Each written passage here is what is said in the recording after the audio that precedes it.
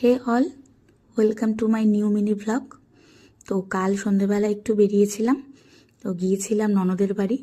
দিদির বাড়ি কালকে ছিল কার্তিক পুজো, তার উদযাপন ছিল, সেই উপলক্ষে আর কি যাওয়া। তো পুজো বাড়ি, মিষ্টি তো নিতেই হবে। তো যাওয়ার পথে মিষ্টির দোকানে ঢুকলাম। দেখো মিষ্টির দোকানটায় কি সুন্দর সুন্দর মিষ্টি, দেখেই জিভে জল চলে আসছে। মনে হয় সবকটাই কিনে ফেলি, কিন্তু সেটা তো পসিবল নয়। যাই হোক, সেখান থেকে পছন্দ করে মিষ্টি নিয়ে নিলাম। দেখো দূরে ওই জগন্নাথ বলরাম সুভদ্রার মূর্তিটা কত সুন্দর না মিষ্টির দোকানে, আমার তো বেশ ভালো লেগেছে। যাই হোক, দিদির দুটো ছোট মেয়ে আছে, তাই মিষ্টির সাথে সাথে ওদের দুইজনের জন্য দুটো ক্যাডবেরিও নিয়ে নিলাম।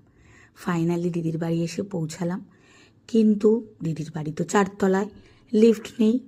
উঠতে উঠতে কাল ঘাম বেরিয়ে গিয়েছিল, আমার প্রচণ্ড কষ্ট হয়েছে। যাই হোক, অবশেষে পৌঁছে গেলাম। তো ডেকোরেশনটা তো বাইরের ভালোই করেছে, ঢুকতেই ঠাকুরের জায়গাটা খুব সুন্দরই লাগছে, ভালো মতন সাজিয়েছে। তো দিদির বাড়িতে কালকে খুব মজা করেছি, কি কি করেছি না করেছি সব দেখতে পারবে তোমরা নেক্সট পার্টে। বাই।